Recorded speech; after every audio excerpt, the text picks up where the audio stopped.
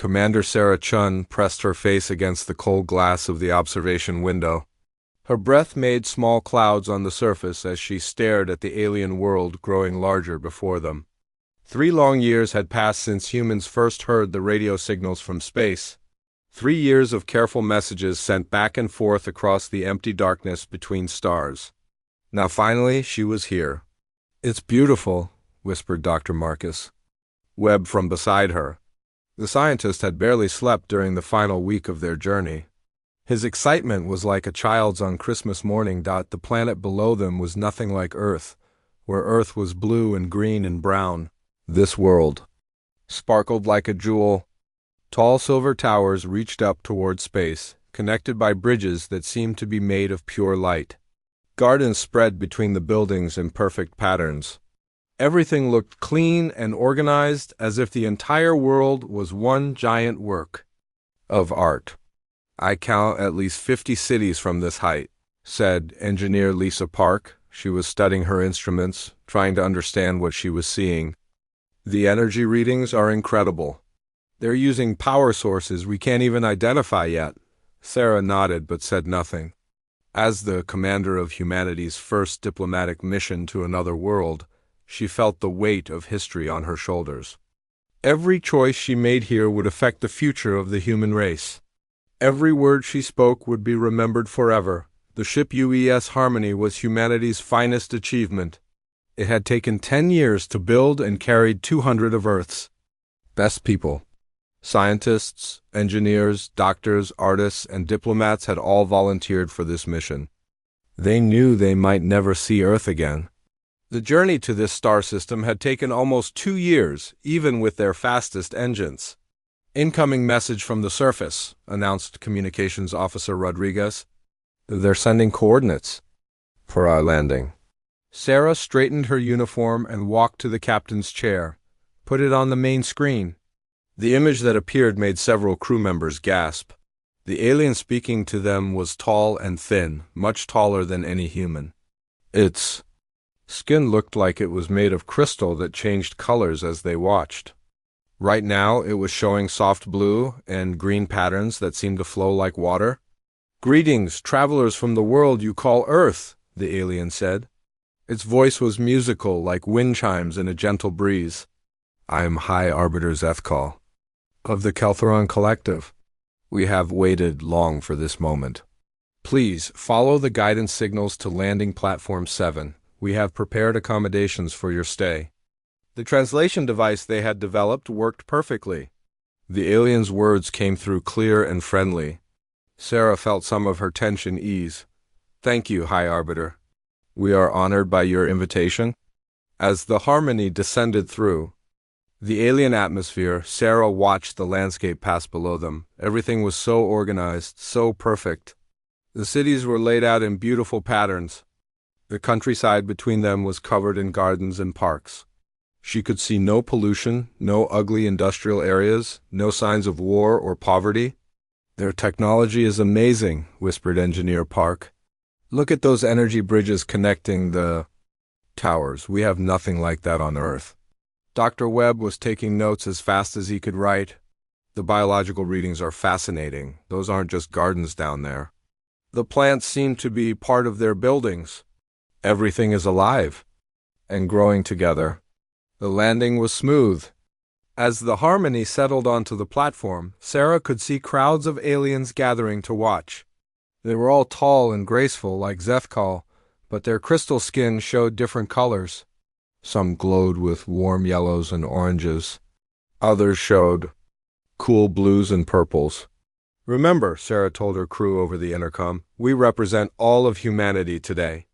Be respectful, be curious, but be careful. We don't know their customs yet." The airlock opened with a soft hiss.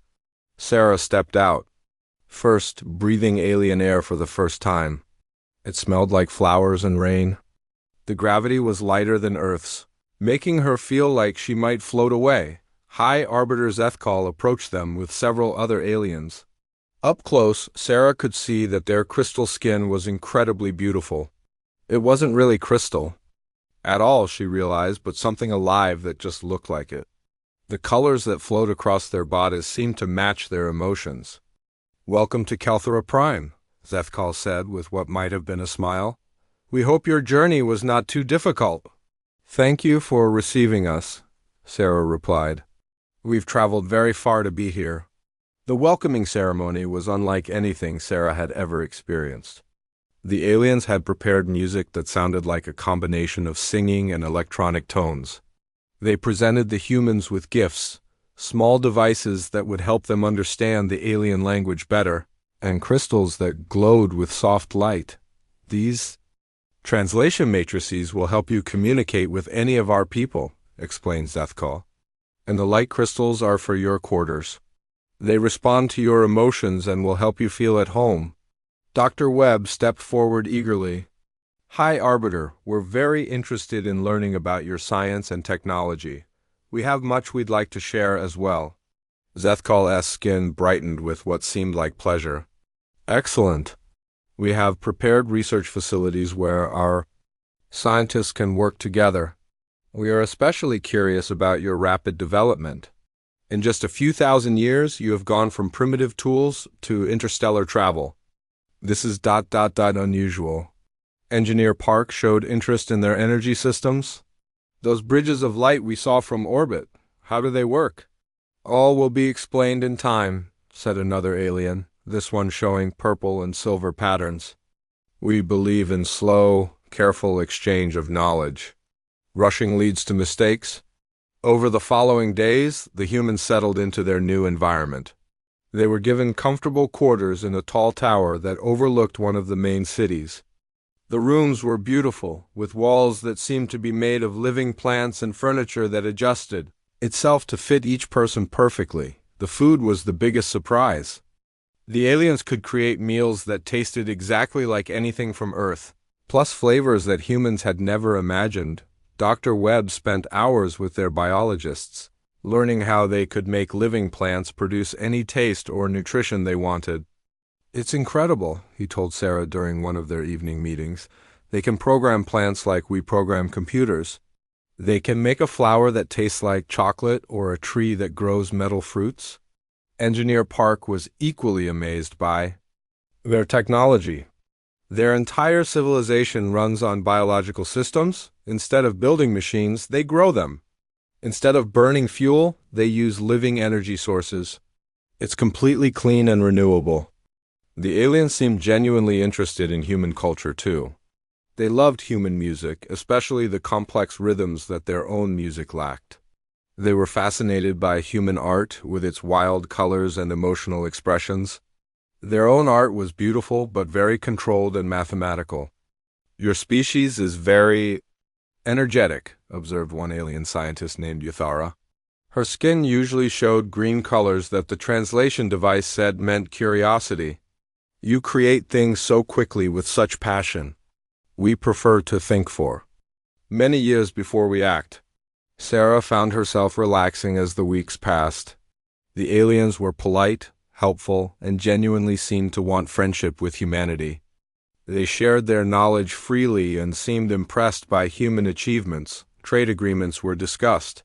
Plans were made for larger exchanges between their worlds. Some of the crew even began to form friendships with individual aliens. Dr. Webb spent most of his time with their biologists. Engineer Park worked closely with their energy specialists. A few humans even started romantic relationships with aliens who found human emotions fascinating. "Maybe we were too worried," Sarah told her senior officers during a private meeting. "They seemed genuinely peaceful and friendly." "The reports we send back to Earth are all positive," agreed Communications Officer Rodriguez. "The politicians back home are already planning expanded missions." As the 6th month of their stay approached, Sarah began to think this might be the beginning of a new golden age for humanity. With Kelthoran technology and knowledge, humans could solve their energy problems, feed their growing population, and explore the galaxy as partners rather than alone. She had no way of knowing that every moment of friendship, every shared meal, every cultural exchange was being carefully recorded and analyzed. She didn't understand that to the Kelthorans, humanity wasn't a potential partner, but a Potential threat that needed to be studied and controlled. The trap was perfect because it felt like paradise. Dr. Marcus Webb noticed something was wrong during what should have been a routine meeting with his Caltheron research partner. They were standing in the biological laboratory, examining a plant that could change its genetic structure on command. Webb had seen many amazing things during his 6 months on Calthera Prime, but this discovery was beyond anything he had imagined. "Watch carefully," said Velther, the Caltheran scientist. "We can make this plant produce any chemical compound we need." As Velther touched the plant with his crystal-like fingers, something unexpected happened. His skin suddenly turned a deep purple color that Webb had never seen before.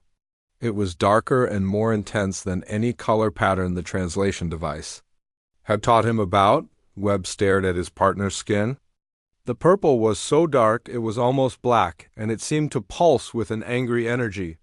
"Velther, what does that color mean? I haven't seen it in any of our cultural guides." Velther quickly pulled his hand away from the plant.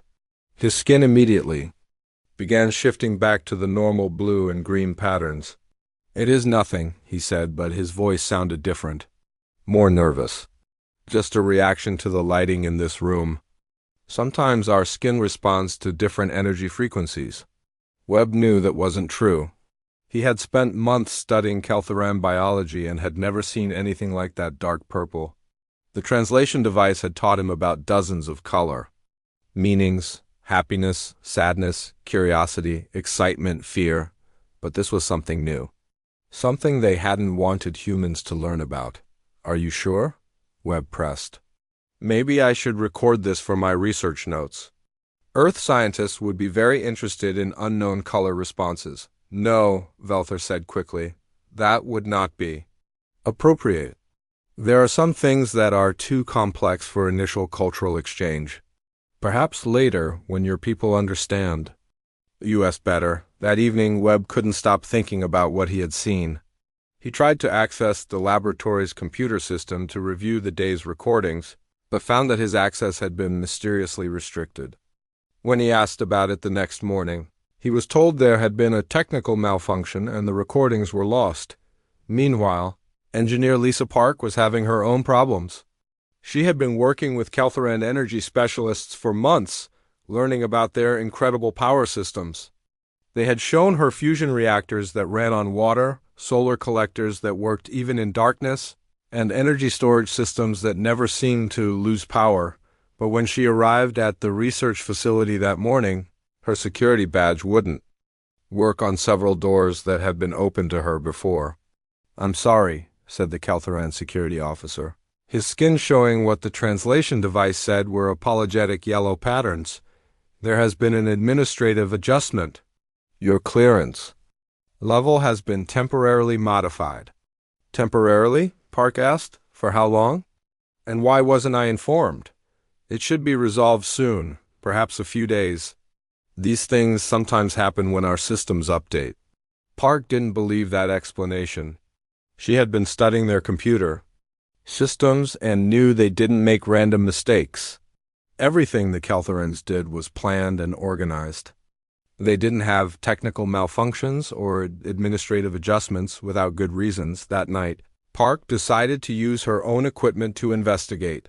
She had brought several scanning devices from Earth, originally designed for deep space exploration. She set them up in her quarters and began scanning the areas she could no longer access. What she found made her blood run cold. The restricted areas were producing energy, signatures that didn't match any Caltheron technology she had been shown. The patterns were completely different, more aggressive, more focused. It looked like they were building something in those hidden areas, something they definitely didn't want humans to see. Park immediately tried to contact Commander Chun, but found that her communication device wasn't working properly. All her messages to other human crew members were being delayed for translation processing. She realized that their communications were being monitored and controlled much more carefully than they had been told. The breakthrough came 3 days later, when a young Caltheran scientist approached Dr. Webb in secret. Her name was Yathara, and Webb had worked with her several times before. She had always seemed different from the other Keltherons, more emotional, more curious about humans. Her skin usually showed bright green patterns that meant interest and excitement, but when she found Webb alone in the dining area, her skin was showing a constant, worried green color that pulsed with anxiety. "Dr. Webb," she whispered, looking around to make sure no one was watching. "I need to speak with you privately. It is very important." Webb could tell she was scared. Her crystal skin was not just green, but also showing tiny flickers of red that he had learned meant fear. "Of course, Ithara, what's wrong?" "Not here," she said. "Meet me in the old storage area on level 15 tonight after the third bell." "Come alone and tell no one." That night, Webb made his way to the storage area. It was filled with old equipment and abandoned research projects. Ithara was waiting for him, her skin showing such intense patterns of green and red that she looked like a living warning light. "Dr. Webb," she began, "I am going to tell you something that will change everything. But first, you must promise me that you will help my people when the time comes." "Not all of us agree with what is happening. What do you mean?" Webb asked. "What's happening?" Ithara took a deep breath, and her skin shifted to colors Webb had never seen before, deep browns and blacks mixed with angry red. "Everything you have experienced here has been a lie. Not a complete lie, but a performance. We have been studying your people, not befriending them." Webb felt his heart start beating faster. "What are you talking about?" "The High Arbiter and the Council have been planning this since we first received your radio signals. They see humanity as a threat to our galactic order. Your species develops too quickly, spreads too fast, adapts too well. They believe you will eventually challenge our position as the dominant civilization in this region of space." "But we came in peace," Webb protested. "We've shared our knowledge, our culture, we want to be partners." "I know," Ithara said, her skin showing deep sadness. "Many of us do want friendship with humans, but the Council fears what you might become. They have been studying you to find ways to control your development." Webb felt sick. Control how? Every medical examination you have received was not just for your health. They have been taking samples of your genetic material. Every cultural exchange has been recorded and analyzed. They are learning how humans think, how you react, what your weaknesses are. The implications hit Webb like a physical blow. "The meditation chambers we've been using?" "Neural scanning devices," Ithara confirmed. "They have been mapping human brain patterns, the food that tastes like Earth cuisine. They have been testing your biological responses to different compounds." "Why?" "Are you telling me this?" Webb asked. "Because they are almost finished with their research. Soon they will not need to pretend anymore. They are developing weapons designed specifically to work against human biology. Diseases that will only affect your species. Psychological techniques that will break human minds." Webb grabbed her arm. "We have to warn the others. We have to get word back to Earth." Ithara's skin flashed bright red. "Your communications with Earth have been filtered for months. Only approved messages have been sent. Earth believes everything here is perfect. Then we need to escape, get back to our ship. The ship is watched constantly. But yes, you must. Try. Some of us will help you when the time comes. We do not all agree with the Council's decision." Webb realized the full horror of their situation. They were trapped on an alien world, surrounded by enemies who had been pretending to be friends.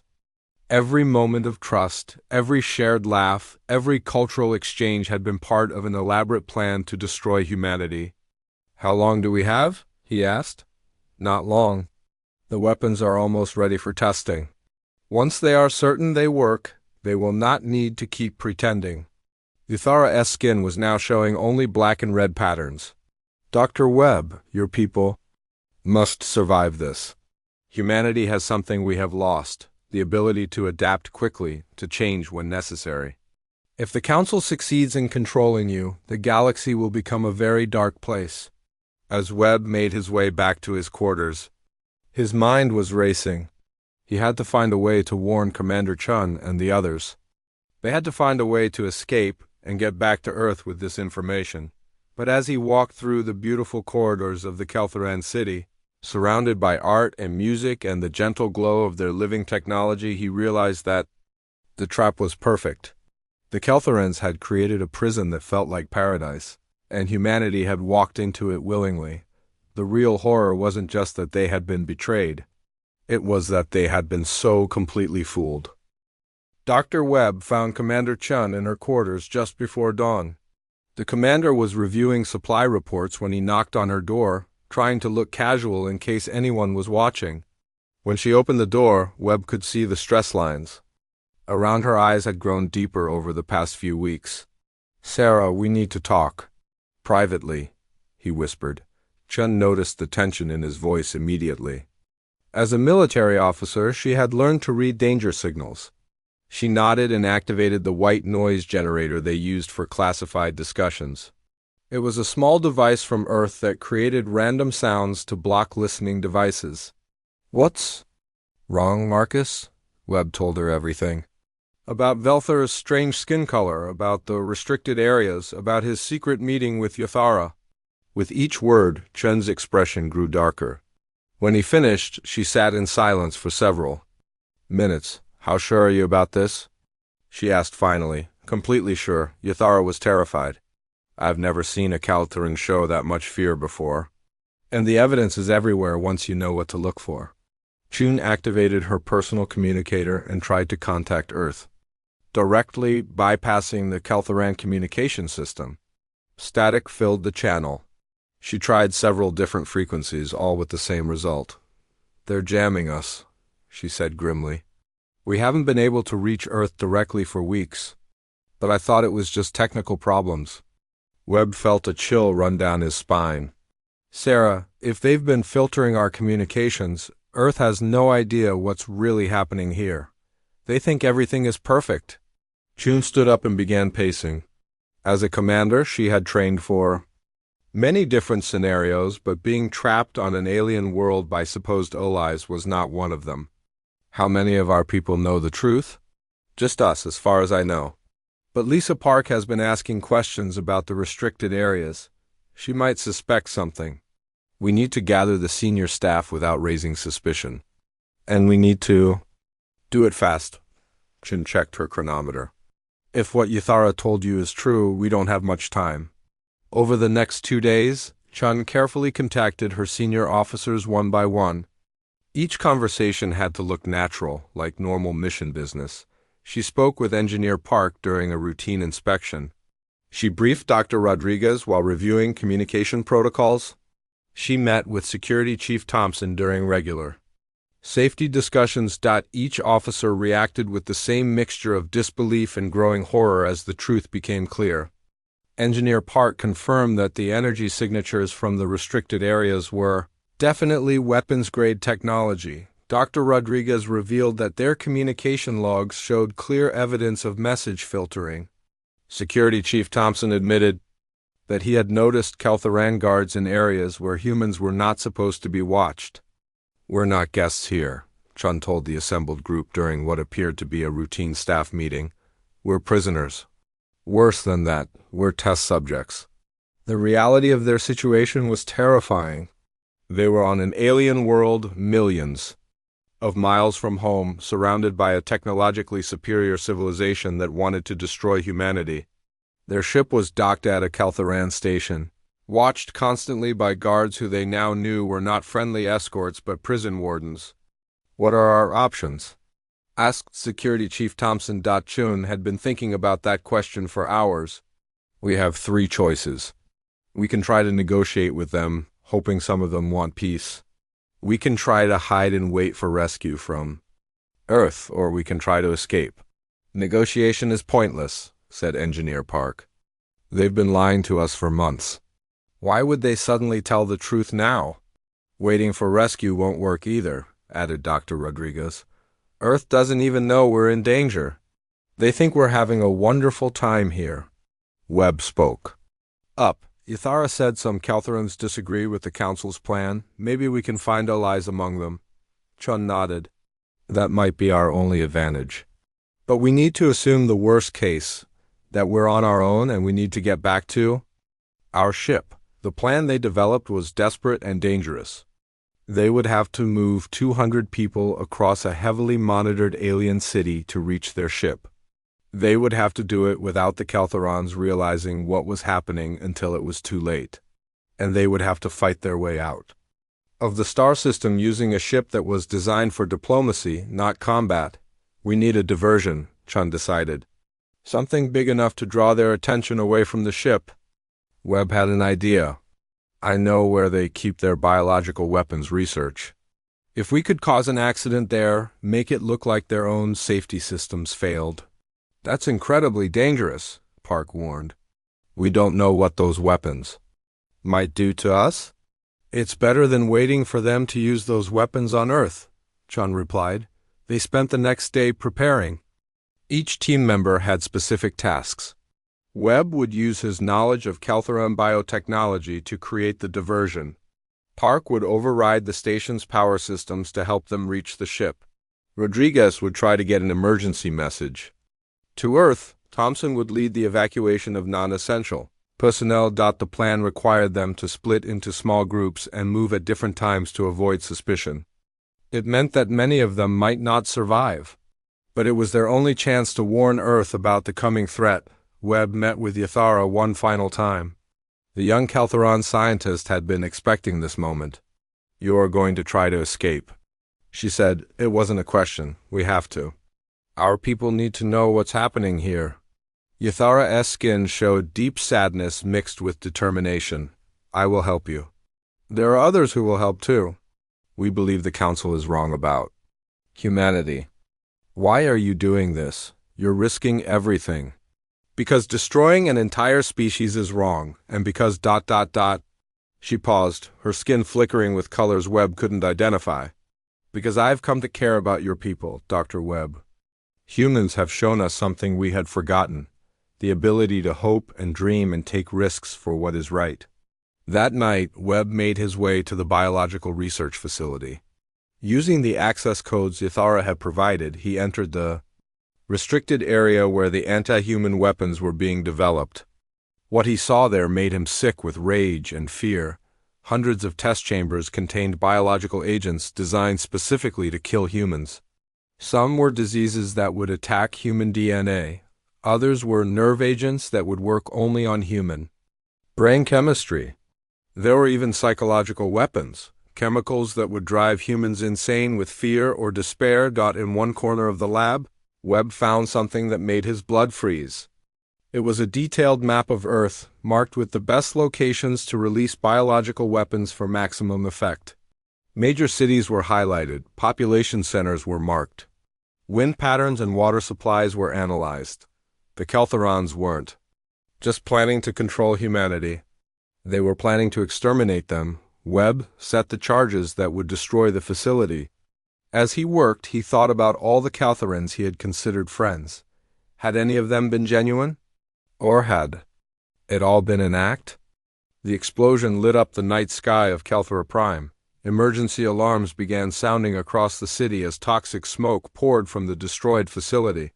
In the confusion, small groups of humans began moving through the corridors toward the docking bay where the Harmony waited. But the Caltherons realized what was happening faster than Shun had hoped. Security forces began mobilizing within minutes of the explosion. The peaceful aliens that humans had known for months suddenly revealed their true nature as they armed themselves with weapons humans had never seen before, the running battle through the crystalline corridors of the station was unlike anything the humans had trained for. The Caltherons fought with living weapons, creatures that had been bred specifically for combat. Vines that could strangle, insects that carried deadly poison. Even the walls themselves turned against the escaping humans, but the humans had advantages the Caltherons hadn't expected. Months of studying their biotechnology had taught Webb how to turn their own systems against them. He released counteragents that made their living architecture malfunction. Plants that had been designed to capture intruders instead turned on their Caltheran masters. Engineer Park used her knowledge of their power systems to create electromagnetic pulses that blinded Caltheron sensors. Security Chief Thompson led. his people in fighting tactics that the peaceful aliens had never encountered. They shot to kill, used explosives without regard for the beautiful architecture, and fought with the desperate efficiency of people who had nothing left to lose. The cost was terrible. By the time the survivors reached the Harmony, almost half the human delegation was dead or missing. Dr. Webb had stayed behind to ensure the final systems failed, sacrificing himself so the ship could escape. Engineer Park had been wounded by a living weapon that nearly dissolved her arm before she could neutralize it. As the Harmony broke away from the docking station, Kelthoran ships began firing on them with weapons that turned their peaceful energy systems into tools of war. The ship's hull was damaged in dozens of places. Life support systems failed. The engine was running on emergency power, but they were free. And they carried with them the most important cargo in human history, the truth about what the Kelthorans really wanted. The journey back to Earth was the longest 2 years of Commander Chun's life. Every day brought new emergencies as the damaged Harmony struggled through deep space. The ship's hull had dozens of holes that the crew patched with whatever materials they could find. The life support systems failed twice, forcing everyone to wear emergency suits for weeks at a time. 3 more crew members died during the journey from injuries they had received during the escape. Dr. Rodriguez worked around the clock to keep their communication systems functioning. The ship's main transmitter had been destroyed in the battle, so he built a new one from spare parts and pieces of Kelthoran technology they had managed to steal.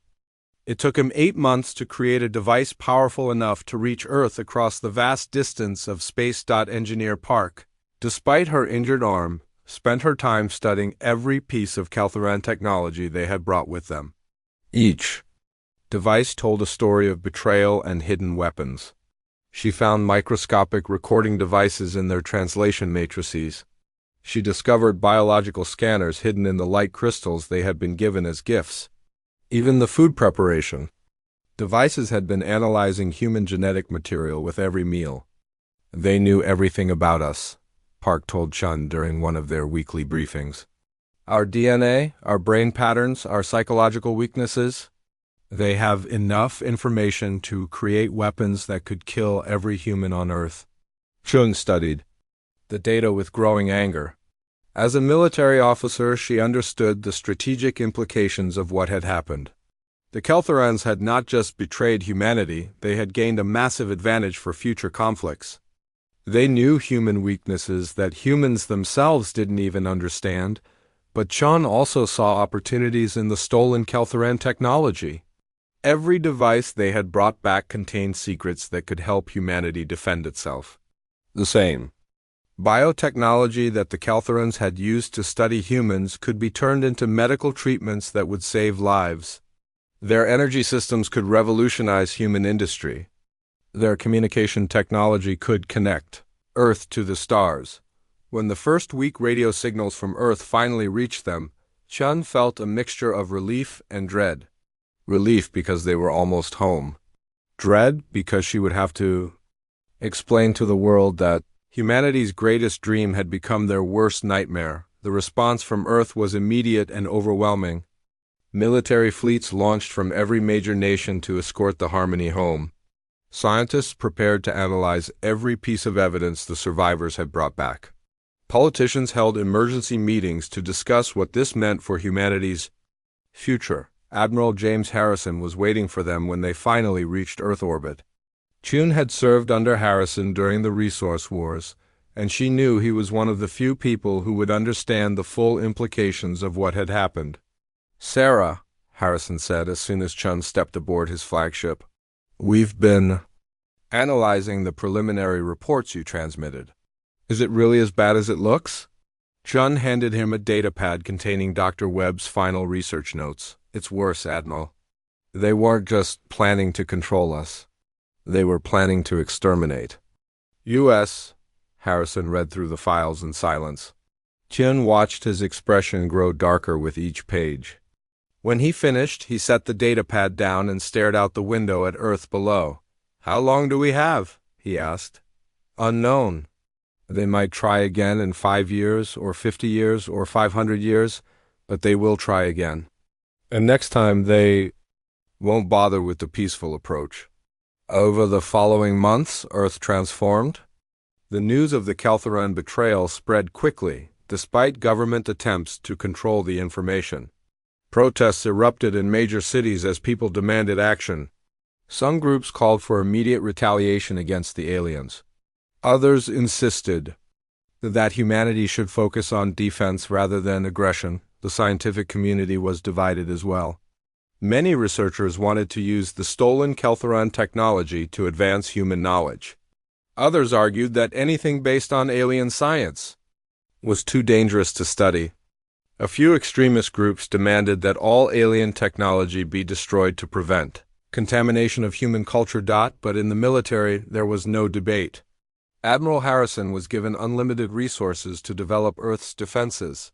The lesson of the Keltheran betrayal was clear. Humanity could not trust alien civilizations to remain peaceful.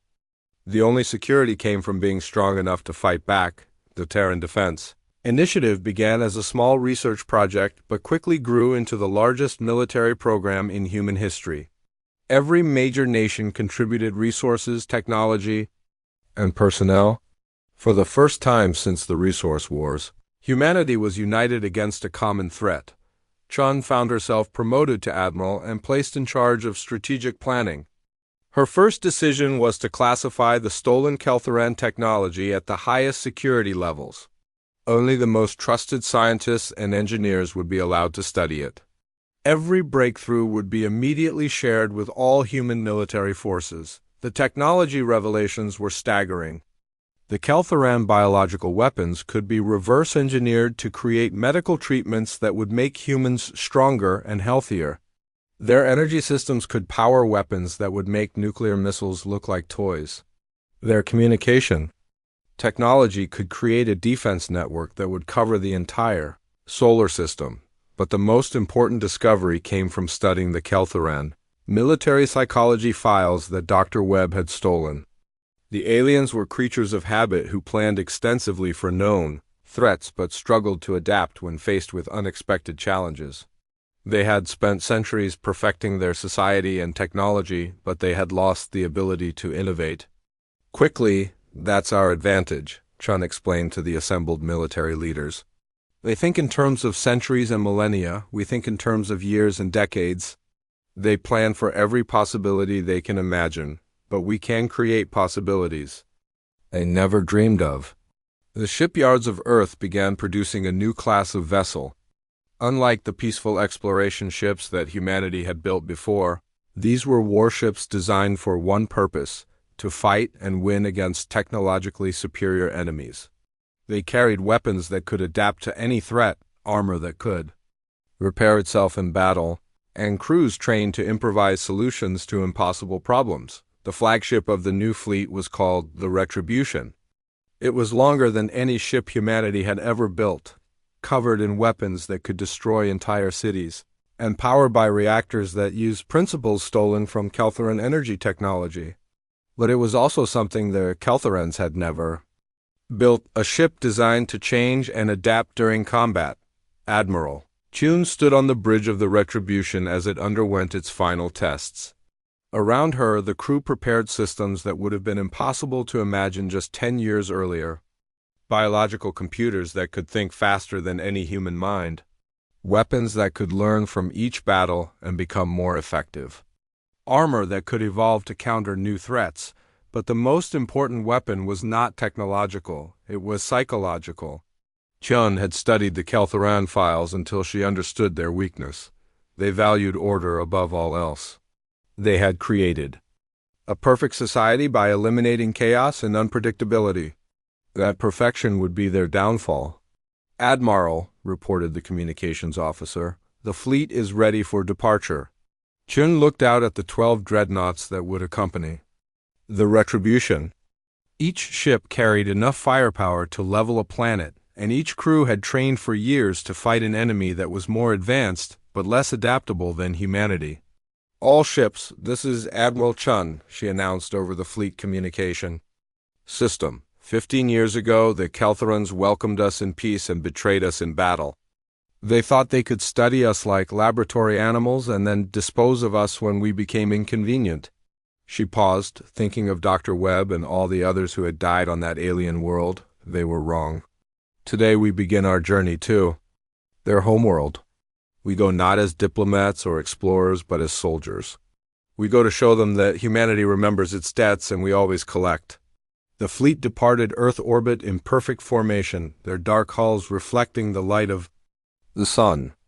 Behind them, they left a world that was no longer naive about the dangers of the galaxy. Ahead of them lay a confrontation that would determine whether humanity would survive as a free species or be destroyed by aliens who saw them as nothing. More than a problem to be solved, Chun had no illusions about what they were about to do. This was not a rescue mission or a diplomatic protest. This was war, and they were bringing it to the gates of those who had started it. The galaxy was about to learn that humanity's greatest strength was not their technology or their courage. It was their refusal to forgive those who betrayed them. The human fleet dropped out of hyperspace at the edge of the Kelthera system with precision that would have impressed their enemies if the Keltherans had been watching for them. But Admiral Chun had learned from the mistakes of 15 years ago. This time, humanity came prepared for war, not friendship. The 12 ships of the Retribution fleet hung in the darkness like sleeping predators. Their hulls were black as space itself, covered in armor that could change its properties based on the weapons being used against it. Each ship carried enough firepower to destroy a moon and crews that had trained for years to fight an enemy that was more advanced but less flexible than humanity. Admiral Chun stood on the bridge of the flagship, studying the tactical displays that showed Kelthera Prime in the distance. The planet looked exactly as she remembered it, beautiful, organized, perfect. The floating cities still sparkled like jewels. The energy bridges still connected the tall towers. Nothing had changed. In the 15 years since humanity's escape, "Admiral," reported Commander Torres, the ship's tactical officer, "we're detecting the same defensive grid they had when we left. No significant improvements to their military systems." Chun nodded grimly. That was exactly what she had expected. The Keltherans were creatures of habit who improved their technology slowly and carefully. They had probably spent the last 15 years perfecting their biological weapons rather than strengthening their defenses. They had never imagined that humanity would return as conquerors. "Signal from Kelthera Prime," announced the communications. "Officer, they're requesting identification and stating our purpose." "Put it on screen," Chun ordered. The face that appeared was familiar. High Arbiter Zethkal looked older than he had 15 years ago, but his crystal skin still showed the same controlled patterns of blue and green. Behind him, Ching could see the same elegant chambers where she had once attended diplomatic meetings. "Unknown vessels," Zethkal said in his musical voice, "you have entered Keltheran space without permission. Please identify yourselves and state your intentions." Chun stepped forward so the alien could see her clearly. She watched his skin change color as recognition dawned. The blues and greens shifted to patterns she had never seen before, deep purples mixed with flashing reds that spoke of shock and fear. "Hello, Zethkal," Chun said calmly. "I am Admiral Sarah Chun of the Terran Defense Fleet. I believe you remember me." The alien's skin was now showing colors that the translation databases had never recorded. Chun realized she was seeing something the Keltherans had tried to hide from humanity, their capacity for genuine terror. "Admiral Chun," Zethkal said, struggling to maintain his composure. "This is unexpected. If you have come to resume diplomatic relations, perhaps we can arrange "I haven't come for diplomacy," Chun interrupted. "I've come to collect a debt."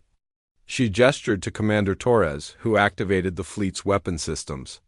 Even from the planet's surface, the energy signatures would be impossible to miss. 12 human dreadnoughts powered up enough weapons to turn their beautiful world into ash. 15 years ago, you welcomed us in peace, Chun continued. You fed us, housed us, pretended to be our friends. All while you studied us like laboratory animals and planned our extinction. Zethkal's skin was now cycling through colors so rapidly it looked like a strobe light. Admiral, there were misunderstandings, cultural differences. Perhaps if we could discuss. The time for discussion ended when you tried to kill us. June said, the time for discussion ended when we found your biological weapons designed to exterminate every human on Earth. The time for discussion ended when you made the mistake of thinking we would forget. She paused, letting the words sink in. Today we bring reckoning to your gates. The first Caltharan defense ships launched from the planet's surface within minutes. They were elegant vessels that moved like living creatures through space, their hulls covered in the same crystal-like material as Caltharan skin.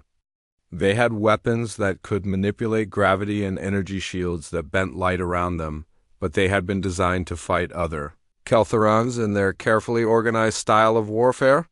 They moved in predictable patterns, used tactics that had been perfected over centuries, and followed rules of engagement that assumed their enemies would do the same. The human ships fought like no enemy the Caltharans had ever faced.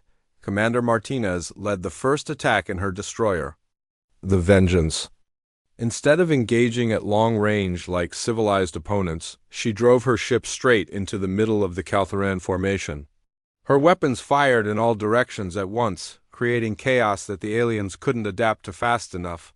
The Caltharans tried to respond with their gravity weapons, but human armor had been designed to counter exactly those technologies. The ship's hulls shifted and changed, absorbing energy that should have crushed them and redirecting it back at their attackers.